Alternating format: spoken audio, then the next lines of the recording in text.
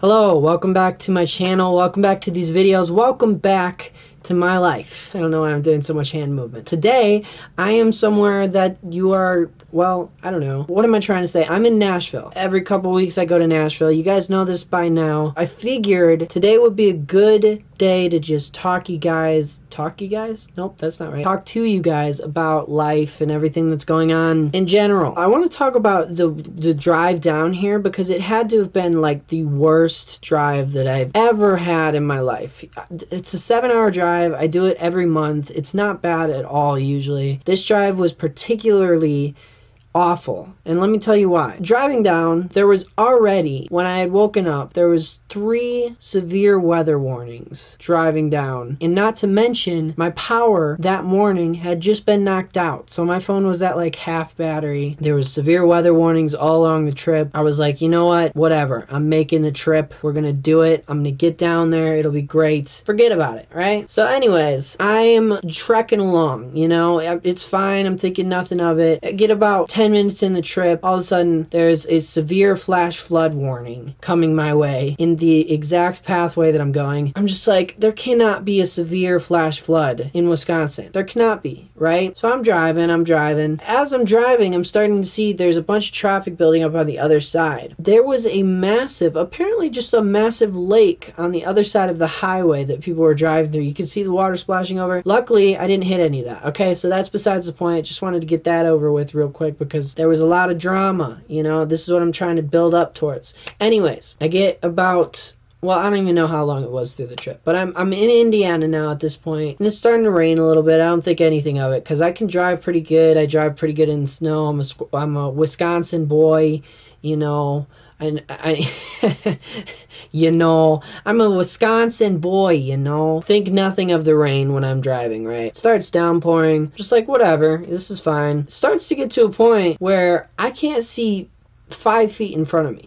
There's nothing that I can see. I mean, the window is just drenched in water. I just feel like I'm in a fishbowl is what I feel like, and I'm just underwater at this point. So I'm going like 60 instead of 80, which is what I would, you know, usually do in the situations where I can't drive, being safe, you know what I mean? Side note, actually, from all of this, I will get back to that story in a second. For the past like 9 months, I don't know if this is bad to say, maybe I shouldn't incriminate myself like this, but just as a secret between us, for the past like 8 months I've been driving with a suspended license. The thing was that it wasn't my fault that the license was suspended, and so when I went into the police station and asked them like what I could do and why it was suspended and stuff like that, they were like, oh, we don't actually know why it's suspended. So moral of the story, I was driving with a suspended license for a while, but I have just, as of recently, figured out that my license is no longer suspended. So, yay!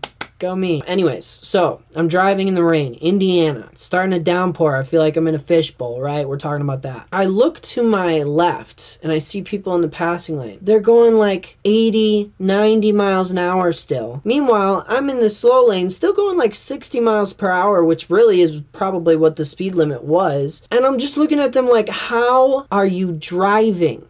How are you driving in this? Because like literally I could not see anything. So going 60 was still pretty precarious, if you know what I mean. That was for like seriously like a whole like hour of the trip was just me precariously driving through Indiana with this rain just making me feel like I was in this fishbowl of a car. So that's not even the worst part, right? I'm driving along. I finally pass the rain. I can see where the clouds stop and I'm like, oh my gosh, thank the Lord.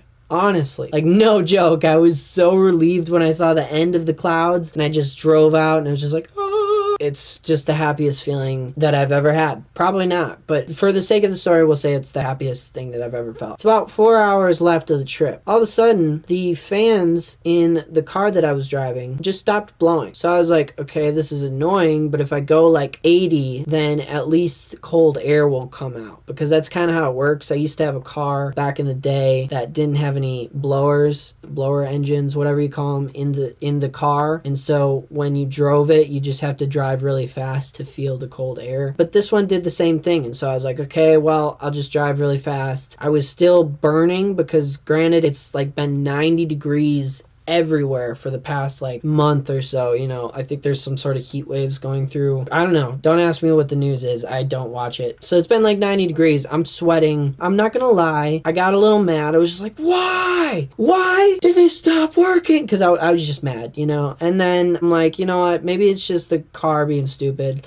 Let me pull over. So I pulled into like a rest stop. I turned off the engine, turned it back on. This time, not only did the fans not work, but it was blowing only hot air from outside. Mind you, I'm 3 hours away from Nashville at this point and drenched in sweat. So I'm panicking a little bit because my phone is starting to overheat. I don't know the directions to get to whatever by heart. So I'm freaking out a little bit, you know? So Bear Grylls Reagan kicks in and he starts thinking through all the options, you know? It's like, well, first you gotta like strip down your clothes. So I put on some shorts and I put on a wife beater and I opened the windows and I like held my phone out the window to like make sure that it didn't overheat. All of that worked. However, I cannot say that I was not a sweaty boy when I arrived in Nashville, Tennessee. But anyways, that is all I have to say. I appreciate you guys for watching this video, keeping up with what I'm doing. I love you. I appreciate you.